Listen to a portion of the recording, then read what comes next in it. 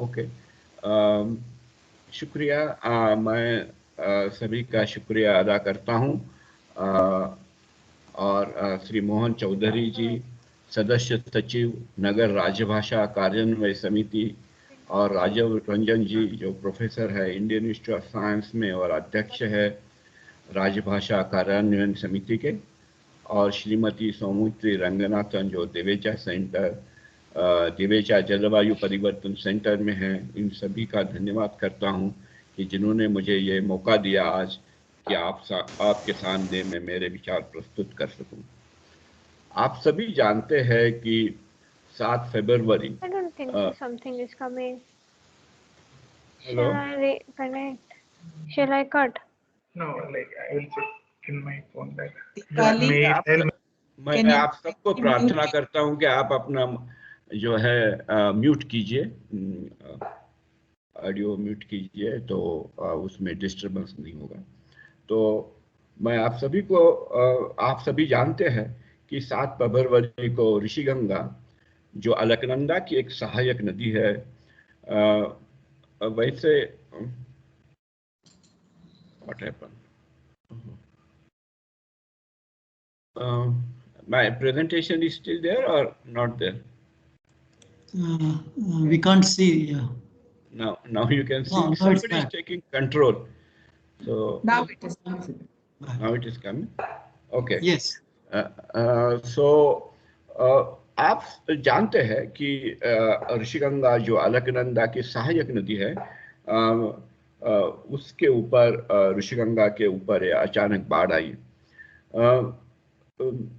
बाढ़ इतनी भयानक थी कि, और ये बिल्कुल अचानक से आई थी, और उसकी वजह से 2 हाइड्रो इलेक्ट्रिक प्रोजेक्ट, जो एक ऋषिगंगा पर था और जो दूसरा धौलीगंगा पर था, उसमें बहुत ही क्षति हो गई और करीब करीब 70 लोगों ने अपनी जान गंवाई और 130 लोग अभी भी लापता हैं। ये बाढ़ अचानक आई, इसलिए कि यह सर्दियों का मौसम है, आसमान बिल्कुल खुला और साफ था, और इन दिनों में बर्फ हल्का सा ही पिघल सकता है। इसलिए ये बाढ़ क्यों आई, इसके लिए कई तर्क लगाए गए, और हम आज उन सारे तर्कों के बारे में बात करेंगे और जानने की कोशिश करेंगे कि ऐसा क्या हुआ पहाड़ों में कि उसकी वजह से ये बाढ़ आई।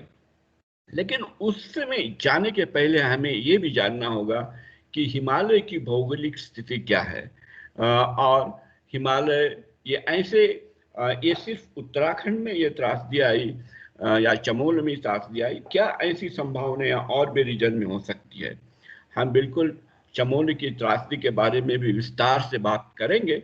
तो उससे पहले हम ये जानने की कोशिश करेंगे कि हिमालय और हिमालय का हिम नदियों का क्या संबंध है। हम बहुत ही भाग्यशाली है कि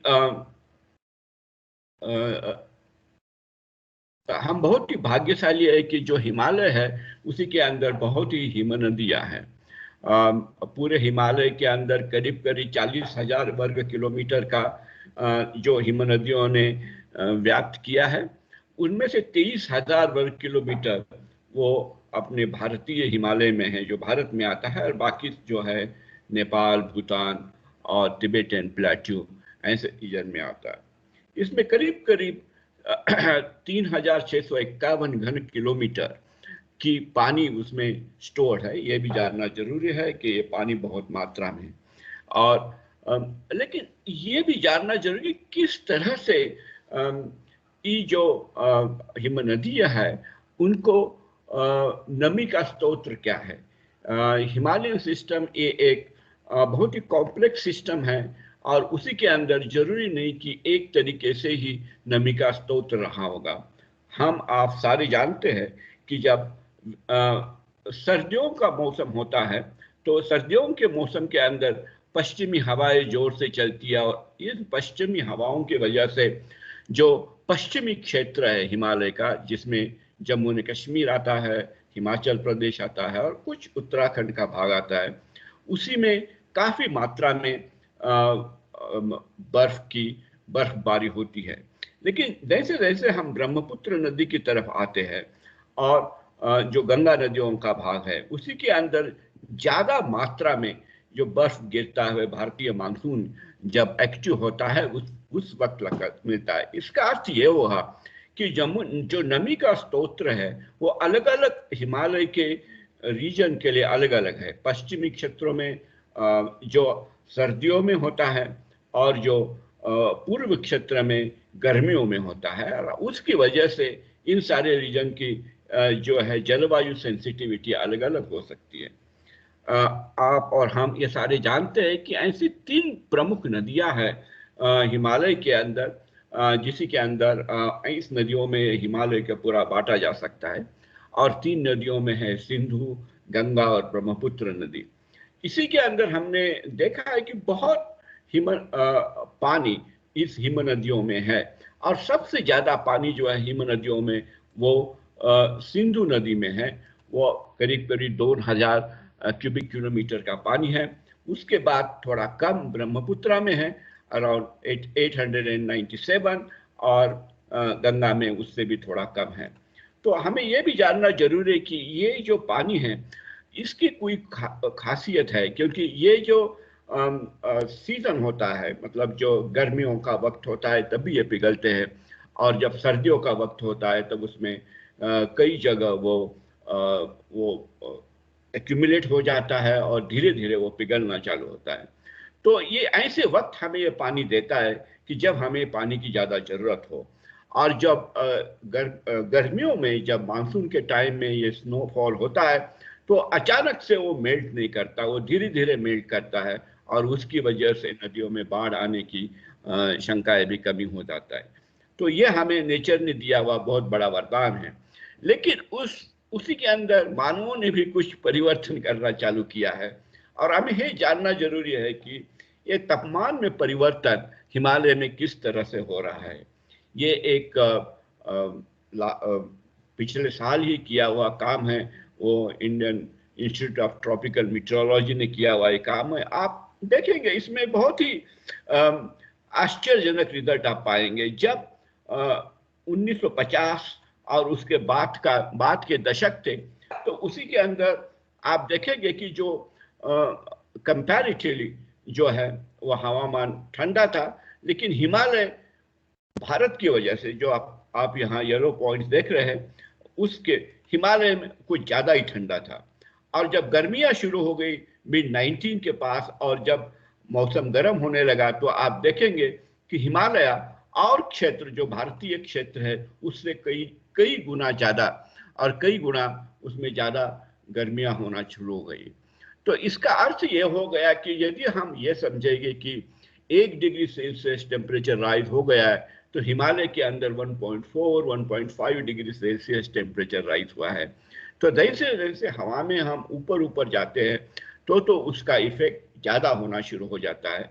तो इसकी वजह से जो है हिमालय में परिवर्तन हो रहा है, जलवायु परिवर्तन हो रहा है, और उसका परिणाम जो है वहाँ के हिमनद पर देखा है। ये एक बहुत ही फेमस पिक्चर है, और आपने जरूर देखा होगा। ये पिंडारी हिमनद का एक फोटोग्राफ है, 1936 और 2006 में दिया गया है। और आप देखेंगे कि इस रीजन में, इस इलाके में जितना ज्यादा पूरा बर्फ था, ये पूरी हिमनदी है, ये पूरी हिमनदी है। और इसी के अंदर जो आप नीचे का हिस्सा देखोगे वहाँ काफी बर्फ था, और आज की तारीख के उस एरिया का बर्फ करीब करीब खत्म हो गया है। तो हम ये जानते हैं अभी कि हिमालय में जो है जलवायु परिवर्तन हो रहा है, और उस जलवायु परिवर्तन की वजह से हिमालय के हिमनद जो है वो सिकुड़ना चालू हो गए हैं। इसी के अंदर हमें कोई कंफ्यूजन भी नहीं होना चाहिए। और ये बहुत ही पूरे 1-2 ग्लेशियर की बात नहीं है, तो पूरे हिमालय के अंदर ये सब कुछ हो रहा है। आप ब्रह्मपुत्र नदी का क्षेत्र देखिए, आप गंगा नदी का क्षेत्र देखिए, और सिंधु नदी का क्षेत्र देखिए, तो हर जगह 14, 15, 16 मीटर पर ईयर के हिसाब से जो है हिम नदियाँ सिकुड़ रही है। लेकिन सुकून की बात एक है कि जो हम बहुत ही हाई एल्टीट्यूड रीजन में जाते हैं, जैसे हम काराकोरम माउंटेन रेंजेस में जाते हैं, तो वहाँ पे ग्लेशियर्स का सिकुड़ना बहुत कम है और उसी के हम काराकोरम अनोमली कहते हैं।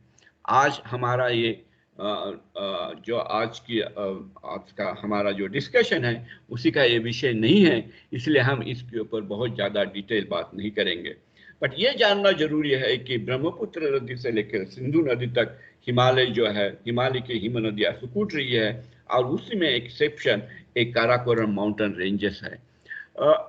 तो उसके बाद हम ये देखते हैं कि हिमनदी क्षेत्र उत्तराखंड में कितनी है। हमें मालूम है उत्तराखंड में कई पवित्र नदियां निकलती है, जैसे गंगा नदी, भागीरथी नदी, अलकनंदा नदी और उसके बाद ये गंगा नदी बनती है। तो हिमालय के अंदर करीब 2000 स्क्वायर किलोमीटर हिमनदी क्षेत्र है और 1400 के आसपास वहाँ हिमनद है और उसमें जो टोटल पानी हिमनदियों में संग्रहित जल है वो अलग अलग ग्लेशियर में अलग अलग है, बट मूलतः 117 गीगाटन पानी इसके अंदर संग्रहित है। और हमने दिवेचा सेंटर में एक काम किया हुआ है जिसमें में हमने जो अलग तरह से मॉडल्स जो है, जो लैमिनर फ्लो के ऊपर मॉडल को यहाँ हमने उपयोग किया है और उस उपयोग से हमें ये पाया है कि हिमालय जो उत्तराखंड की नदियाँ है उसी के अंदर 117 गीगाटन जो है वो कुल संग्रहित जल है। हमें यह भी देखना है कि इसका कितना जो है हिमनद का जो द्रव्यमान संकुलन, कितना मास लॉस इसका हो रहा है, ये भी देखना जरूरी है। आपने पहले 2-3 स्लाइड्स में ये देखा है कि हिमालय में तापमान में काफी वृद्धि हो रही है और वो वृद्धि जो है भारतीय उपखंड के हिसाब से बहुत ज्यादा है और उसकी वजह से हिमालय के ग्लेशियर्स को जो है मास लॉस और द्रव्यमान संतुलन में निगेटिव हो रहा है। हमने ये एक नया मॉडल बनाया हुआ है जो ये दिवेचा सेंटर में हमने डेवलप किया है और उसी के हमने 2000 से 2013 तक कितना जो है द्रव्यमान में हानि हुई है वो हमने निकाला है। अब करीब 7 गीगाटन द्रव्यमान में हानि हुई है और हमारे पास 117 गीगाटन आज के तारीख को वहाँ पे पानी है। तो इससे हमें ये नहीं समझना चाहिए कि ये पानी की मात्रा बहुत दिन तक चलेगी। हो सकता है कि भविष्य में इसमें काफ़ी तब्दीली आ जाए। हो सकता है कि इसमें ऐसा भी हो कि जहाँ जहाँ लोग रहते हैं, आप इधर वाले इस पिक्चर को देखेंगे तो आपके ध्यान में आएगा कि जो छोटे छोटे ग्लेशियर्स है जो आप यहाँ देख रहे हैं और जो लोअर एल्टीट्यूड में है, ऐसे ग्लेशियर में जो मास लॉस है वो काफ़ी अधिक है। इसका मतलब ये हो गया कि जनरली लोग जो है वो बड़े ग्लेशियर्स के आसपास नहीं रखते क्योंकि वहाँ पे बहुत एक्सट्रीम वेदर होता है और उनके लिए उनकी जीवन चलाना बड़ी कठिन होता है।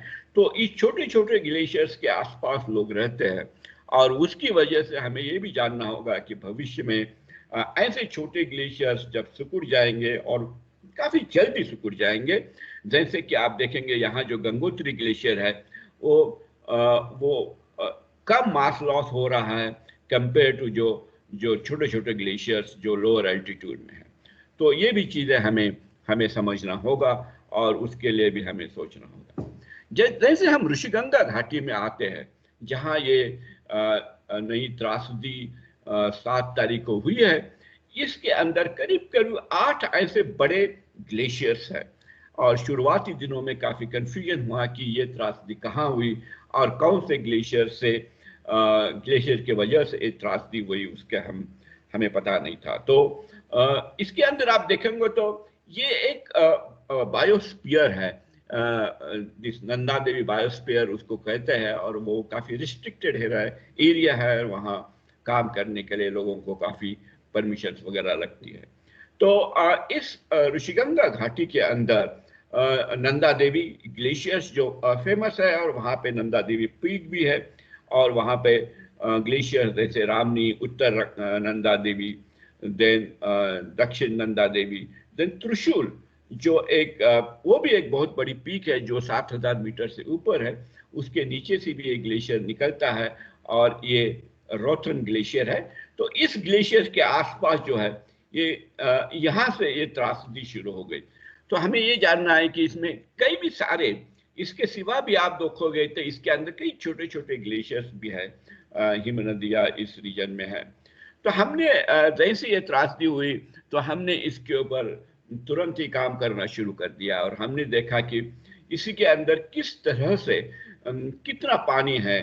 तो हमारे पास नए मॉडल्स है और हमने नए टूल्स बनाए हुए हैं। तो उस टूल्स और मॉडल्स को यूज करके हमने इन सारी ग्लेशियर्स के ऊपर कितना आइस वॉल्यूम है उसका पता किया, क्योंकि शुरुआती दिनों में हम ये पता नहीं था ये त्रासदी क्यों होगी।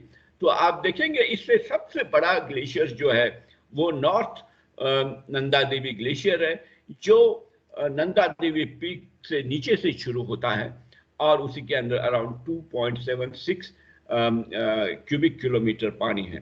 और रोंगथी ग्लेशियर जो है जहाँ पे ये त्रासदी हुई, ये अराउंड 0.85 क्यूबिक किलोमीटर इसी के अंदर पानी हुआ है।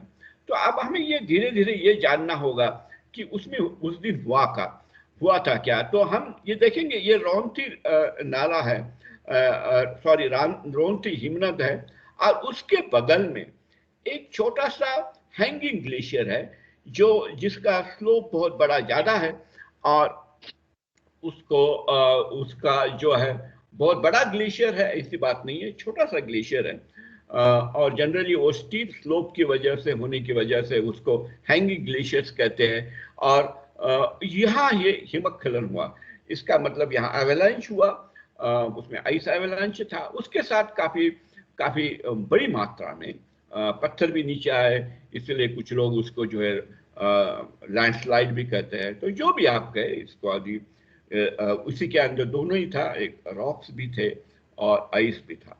तो इस चीज को हम देखेंगे बहुत अच्छी तरह कि उस दिन क्या हुआ था। तो ये एक सैटेलाइट पिक्चर है जो प्लैनेट अर्थ ने निकाली हुई है। तो यहाँ ये सैटेलाइट पिक्चर 6 फरवरी की है और यहाँ आप देखें कि उस 6 फरवरी का यहाँ कुछ ऐसा एक ये निकला हुआ है, एक लाइन से दिखाई दे रहे, इसका ये पता लगता है कि यहाँ कुछ जो है लैंडस्लाइड शुरू हो गया था। ये 8 फरवरी की पिक्चर है और उसमें आप देखेंगे कि ये पूरा एरिया खिसक के नीचे आ गया है, ये पूरा एरिया जो है वो नीचे आ गया है और ये सारा जो पहले 6 फरवरी को यहाँ बहुत बड़ा आइस था वो आइस करीब निकल के नीचे आ गया है। और आप फिर देखेंगे कि ये जो है वो इसका जो है प्लैनेट अर्थ जो सैटेलाइट है उससे अध्ययन लगा गया और उसी से ये, तो आप ये भी देखना जरूरी है कि रोंगथी ग्लेशियर यहाँ खत्म होता है और ये जो रॉक फॉल है ये यहाँ पे आ गया है।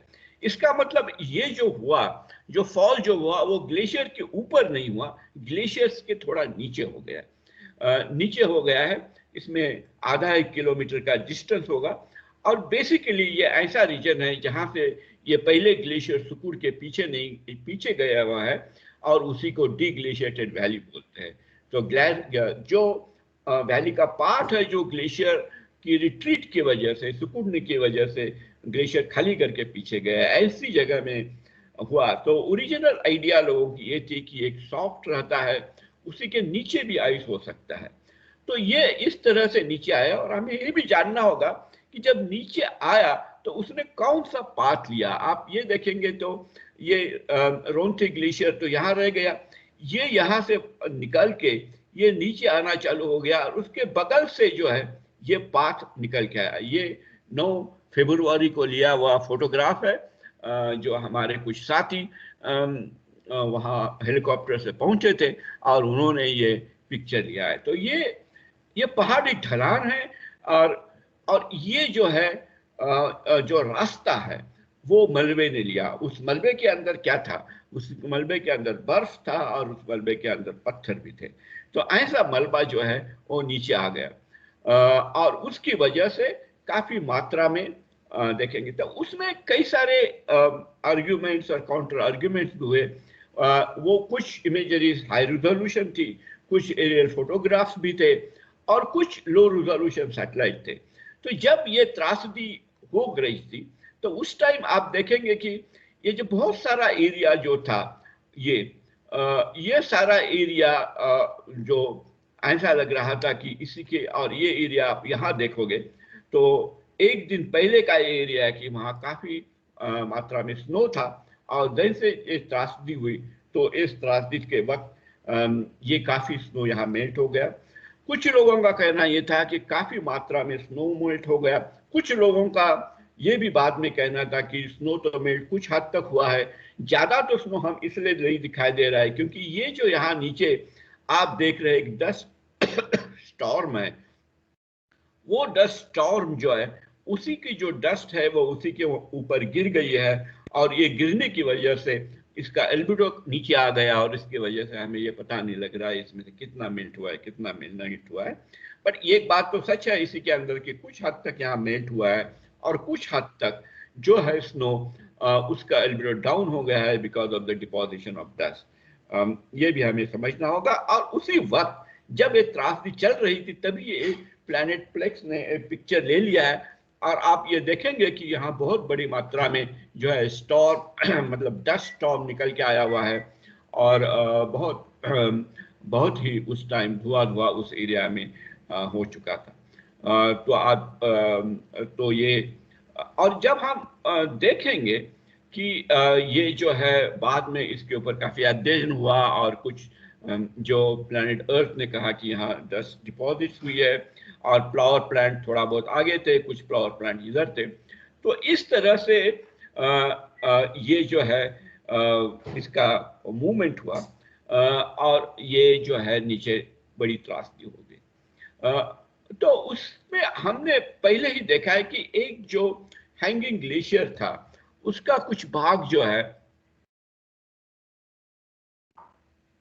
वो निकल के नीचे आया, तो उसके ऊपर धीरे धीरे काफी अध्ययन होना शुरू हो गया और जो बर्थियर का ग्रुप है फ्रांस में, उन्होंने इसके ऊपर अध्ययन किया। उन्होंने 2013 का और 2021 का मतलब त्रासदी होने के बाद जो है उसका डिजिटल एलिवेशन मॉडल जो ऊंचाई का पता लगाया और उस ऊंचाई का पता लगा के उन्होंने ये पाया कि करीब करीब जो है जो जहां जहां आप रेड दिखाई दे रहा है, यहाँ पे जहां रेड दिखाई दे रहा है वहां पे करीब करीब 150 मीटर का जो है रॉक के अंदर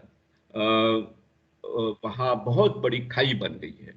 और ये काफी मतलब आप देखेंगे यहाँ की 150 मीटर मैक्सिमम थिकनेस यहाँ पे है। ये दो तरीके से, एक अलोंग द लेंथ है और एक अक्रॉस द लेंथ है। तो आप देखेंगे कि जिस तरह से ये काफी बड़ी यहाँ पे खाई हो गई है और ये समझना बहुत मुश्किल है कि ऐसा क्यों हुआ, क्योंकि इसके ऊपर कई कारण लोगों ने दिए हैं। जैसे कारण हम देते हैं कि फ्रीज एंड थॉ, इसका मतलब ये होता है कि और ये भी माना जाता है कि जो ग्लेशियर्स का हिम नदी का बेस है उसके नीचे परमाफ्रॉस्ट होता है। परमाफ्रॉस्ट होता है मतलब ये हमेशा के लिए वहाँ पानी जो है वो बर्फ में होता है। लेकिन जब गर्मियाँ आती है और जब जलवायु परिवर्तन होता है तो उसकी वजह से वहाँ पे पानी जाता है और पानी जब अंदर जाता है तो वहाँ जो पानी बर्फ जो होता है उसको पिघलता है और उसको फिर सिकुड़ता है और उसकी वजह से उसका वॉल्यूम बढ़ जाता है और फिर उसकी वजह से वो जो है लैंडस्लाइड हो जाती है। लेकिन इस तरीके से हम 150 मीटर का जो खाई है उसको एक्सप्लेन नहीं कर सकते। जनरली ऐसे प्रोसेसेस आज में हमेशा होती रहती है, वो 10 मीटर 15 मीटर या 20 मीटर तो होती है। तो 150 मीटर समझना हम लोगों के लिए इसमें और भी ज्यादा अध्ययन की जरूरत है कि ऐसा क्यों हुआ। यदि ये सच है तो जरूरी नहीं कि इसमें से भी कुछ मॉडिफिकेशन भविष्य में आ जाए, क्योंकि ये जो है पहले वाला डीएम था जो ऊंचाई का माप था 2013 का है और उसमें 2021 के अंदर 8 साल खत्म हो गए। लेकिन इसी के साथ साथ हमें ये भी देखना जरूरी है कि उसमें जो ग्लेशियर था, जो ये हम ये सोचते कि ये जो पोर्शन है जो हिम नदी का वो खिसक के नीचे आया, उसमें कितना पानी था ये भी जानना बहुत जरूरी है।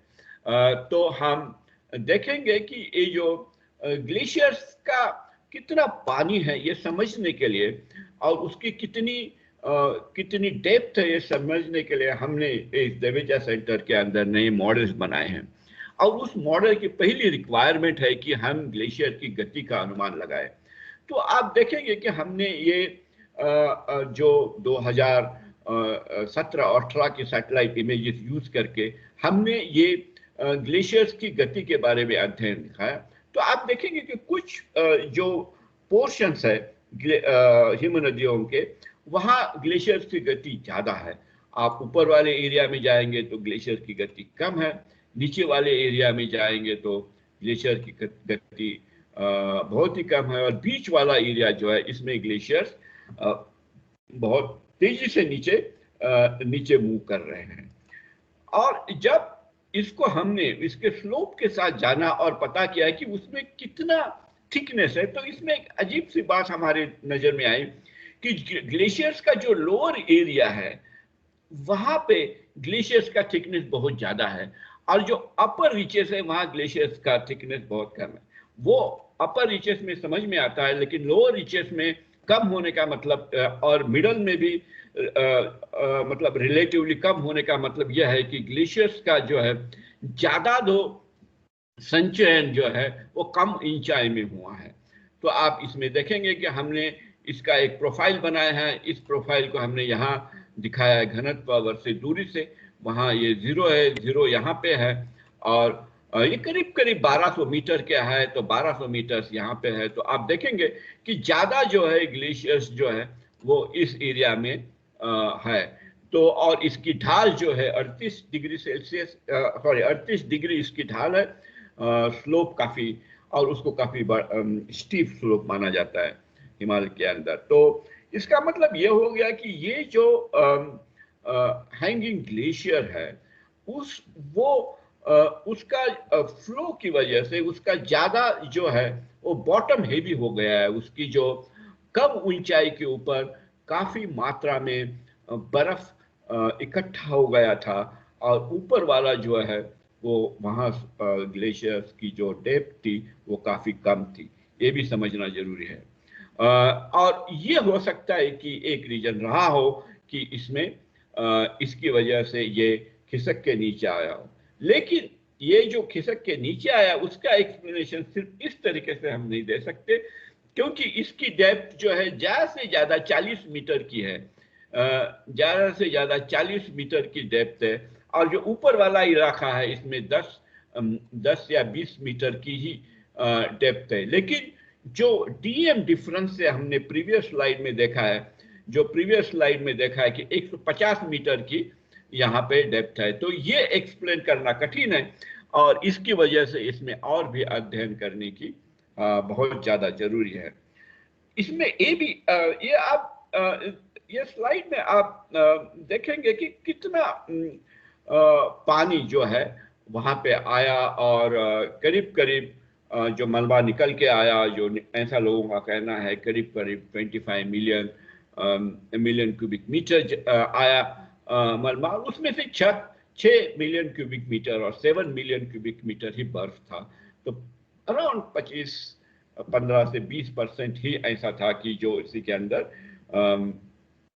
अंदर आइस था, और बाकी सारा जो मलबा था उसी के अंदर पत्थर थे। तो हमने ये भी जानने की कोशिश की कि हमेशा जो सर्दियों का वक्त होता है तो उसी के लिए कितना पानी इस नदी में निकलता है, ये भी जानना बहुत जरूरी है। क्योंकि कुछ लोग यही सोच रहे थे कि अचानक जो है ग्लेशियर में बाढ़ आनी, तो ये कोई सामान्य प्रक्रिया नहीं थी। इसके लिए हमने हमारे पास जो मॉडल्स थे उस विप मॉडल करके मॉडल थे उसी के हमने रन किया, और हमने देखा, आपने इसमें देखेंगे कि जलग्रहण क्षेत्र जो अराउंड 689 वर्ग किलोमीटर है, उसमें 69 छोटे मोटे मिला के ग्लेशियर्स है। उसमें 176 वर्ग किलोमीटर हिमनद क्षेत्र है, और ये जो है वो 1925 की इसका जो लोवेस्ट एल्टीट्यूड है और 7,800 जहां मीटर ऊंचाई है, और उस ऊंचाई पे ऊपर जो है नंदा देवी ग्लेशियर जो 8,000 से भी ज्यादा है, बट ग्लेशियर्स की ऊंचाई वहां तक है। तो हमने इस मॉडल को रन किया और ये जानने की कोशिश की कि फरवरी में औसत जो है रन ऑफ और अपवाह कितना है। तो आप देखेंगे कि इसमें सर्दियों में बहुत ही कम मात्रा में इसमें होता है, तो ये 7 मीटर क्यूब पर सेकंड होता है, और फरवरी में और भी कम होता है, ये 6 क्यूबिक मीटर पर सेकंड होता है। और उसमें आप देखेंगे कि बर्फ पिघलना बहुत ही कम होता है फरवरी के अंदर।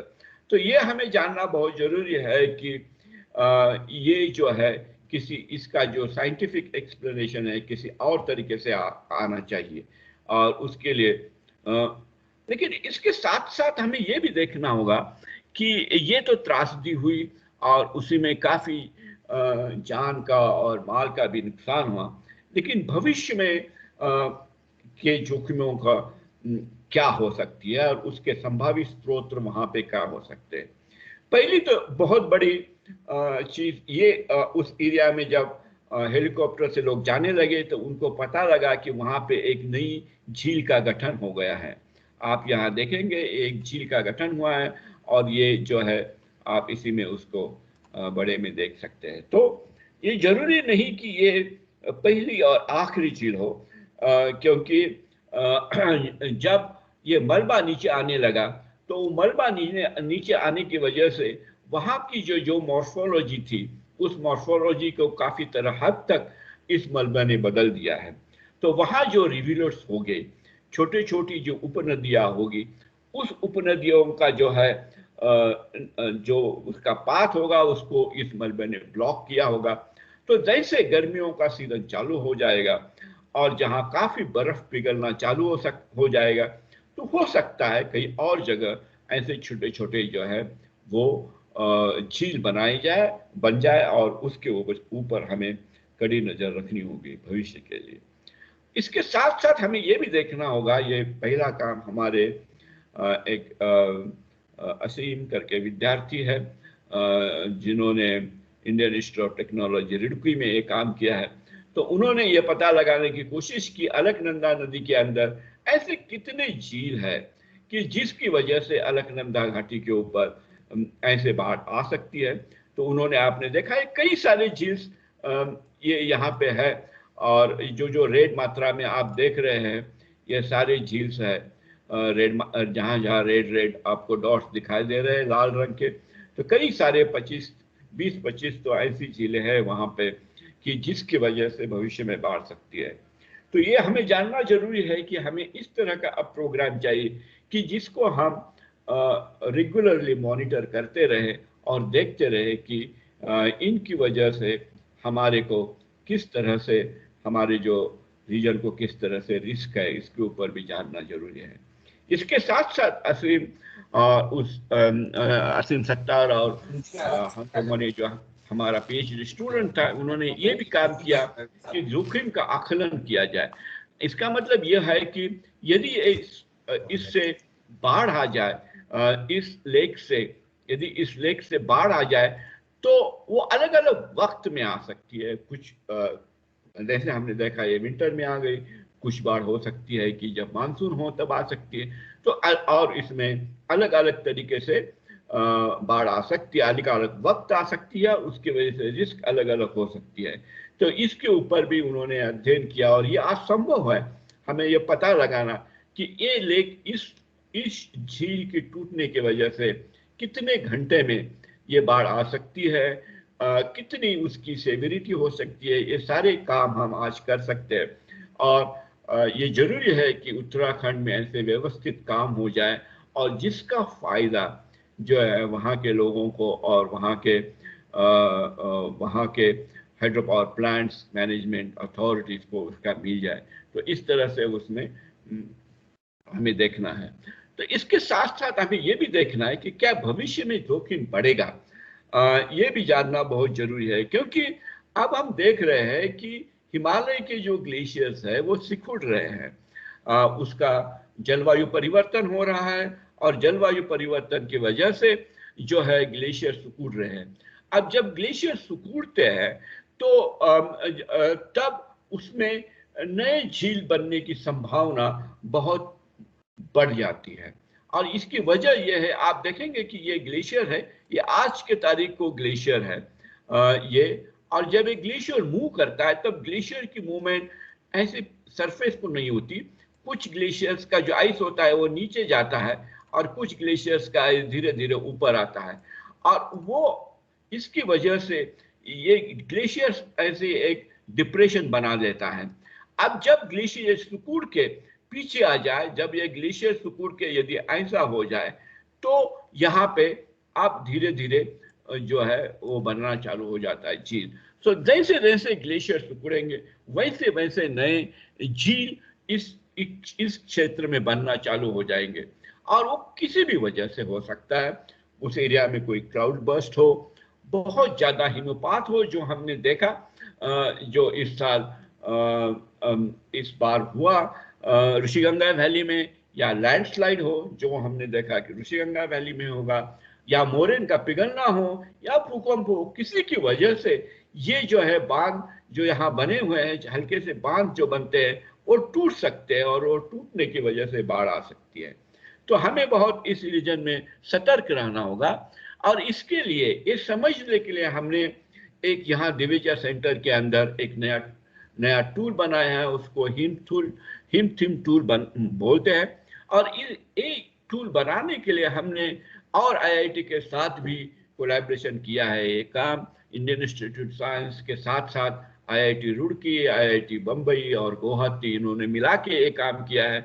और इस काम के अंदर हम जो है ये ग्लेशियर्स की मोटाई कितनी है इसका पता लगा सकते हैं, उसमें झील के भविष्य में ये कितना बढ़ सकता है ये भी बता सकते हैं, और संभावित ग्लेशियर झील की मात्रा क्या होगी ये भी बता सकते हैं। ये बहुत जरूरी है इस तरह के काम, क्योंकि जब हम कोई हाइड्रो पावर प्लांट बनाते हैं तो उसमें 20-25 साल और 10 साल का तो काम चलता है, उसके बाद हम चाहते हैं कि एक जनरेशन के लिए उसका फायदा मिले। तो उसी दौरान जब एक ग्लेशियर सिकुड़ना चालू होंगे तो उसका क्या असर होगा। तो इस मॉडल को हमने भागीरथी और अलकनंदा नदियों में हमने उसको भागीरथी और अलकनंदा नदी के ग्लेशियर्स के ऊपर रन किया, और आप देखेंगे जहां जहां ये रेड आप देख रहे हो वहां नए झील बनने की पूरी संभावना है भविष्य के अंदर, आप देखेंगे। तो ऐसे 63 झील्स जो है वो बन सकते हैं अलकनंदा और भागीरथी नदी के अंदर, और हमारे अध्ययन से आज में भविष्य में ये बदल भी सकता है। तो 183 जो है मिलियन क्यूबिक मीटर इसी के अंदर मिलियन घन मीटर जो है इसी के अंदर पानी होगा, और 843 हेक्टेयर इसका टोटल एरिया होगा। यह आज हमारा मॉडल बता सकता है, भविष्य में बदल सकता है। जैसे जैसे ग्लेशियर्स का इरोजन बढ़ जाए तो हो सकता है इसकी संख्या भी बढ़ जाए और उसकी डेप्थ भी बढ़ जाए, और यदि कहाँ वहाँ डिपोजिशन हो जाए तो हो सकता है कि इसकी थोड़ी मात्रा में कमी भी आ जाए। लेकिन हमें सतर्क रहने की जरूरत है, और हमारे पास ऐसी टेक्नोलॉजी आज है जिससे हम इसको बहुत ही सस्ते तरीके से इसको जो है मॉनिटरिंग कर सकते हैं। तो इसलिए हमें करना चाहिए एक सिस्टमेटिक मॉनिटरिंग पूरे ग्लेशियर्स की, हमें जो है सिर्फ मैं भागीरथी और अलकनंदा नदी में नहीं, वो चारों तरफ मैं कहता हूँ कि जहाँ जहाँ ग्लेशियर है उसकी तरफ करने की जरूरत है। इसके साथ साथ हमें ये भी जानना जरूरी है कि क्या हिमालय के अन्य भाग भी प्रभावित होंगे। हमने ये देखा कि ये भाग प्रभावित हुए तो कुछ अन्य भाग भी होंगे का। तो इसलिए हमने जो है समुद्र टापू जो एक बड़ा ग्लेशियर है हिमाचल प्रदेश के अंदर, इसके ऊपर हमने काम किया है, और आप देखेंगे वहाँ एक झील है। ये झील जमीन पर ये फोटोग्राफ है बताती है, और हमारे मॉडल ने इस झील को भी अच्छी तरह मैप किया है। तो इसके साथ साथ और भी झील भविष्य में बनेगी ऐसा आज के तारीख हो लग रहा है उस रीजन के अंदर। इसलिए हमें जरूरी है कि ये हो सकता है ये त्रासदी 10 साल के बाद आए या 15 साल के बाद आए 20 साल, लेकिन हमें इसको मॉनिटर करना बहुत जरूरी है। इसके साथ साथ हमें ये भी बता सकते हैं कि वर्तमान में इस में कितनी, ये एक साउथ लोना ग्लेशियर के उपास बना हुआ ये लेक है, बहुत बड़ी लेक है, ये सिक्किम के अंदर ये बहुत बड़ी लेक है। उसका आज का मात्रा में 60 मिलियन घन मीटर जो है इसी के अंदर पानी है। और ये अब ग्लेशियर धीरे धीरे सिकुड़ रहा है, और हमारा मॉडल हमें ये बताता है कि जब ये पूरी तरह डेवलप हो जाएगा अनार 15-20 साल के अंदर, तब उसमें 90 मिलियन क्यूबिक घन मीटर पानी होगा। बहुत पानी है ये, और उसकी वजह से काफी बड़ी मात्रा में बाढ़ सिक्किम में आ सकती है। लेकिन अच्छी बात यह है कि हिमाचल प्रदेश सरकार ने उसको जान लिया है, और वहाँ कई सारी तरीके से वहाँ काम आज हो रहा है कि जिससे वो उसमें जो रिस्क है वो रिस्क कम हो जाए। इस तरह से काम है। इसके सिवा हिमाचल में भी ऐसा है एक ग्लेशियर जो किपांग झील ग्लेशियर बोलते हैं, जो लाहौल वैली में है, और जिसके नीचे से स्ट्रेटेजिक मनाली लेह हाईवे जाता है, और बाद में चिनाब बनती है। उसका जो 1976 में 11 हेक्टर था, आज की तारीख को 85 हेक्टर्स बन गया है। तो बहुत बड़ा बन गया है ये लेक। हमें ये भी जानना जरूरी है कि किस तरह से इसी के अंदर एक अध्ययन किया जाए, और उसमें जो पानी की मात्रा है उसको किस तरह से कम किया जाए, इसके बारे में भी ज्यादा अध्ययन की जरूरी है। अब ये जो सवाल है, क्योंकि ये सवाल मुझे अक्सर पूछा जाता है, क्या यह त्रासदी इंसानों द्वारा बढ़ाई गई है, इसका जवाब देना एक बहुत ही कठिन है। लेकिन हमें यह जानना होगा जो हिमालय में हो रहा है कुछ हद तक उसमें जो है मानव का भी इसी के अंदर कुछ ना कुछ तो उसमें अपना हाथ है। सो आप देखिए कि जो इस क्षेत्र में यदि आप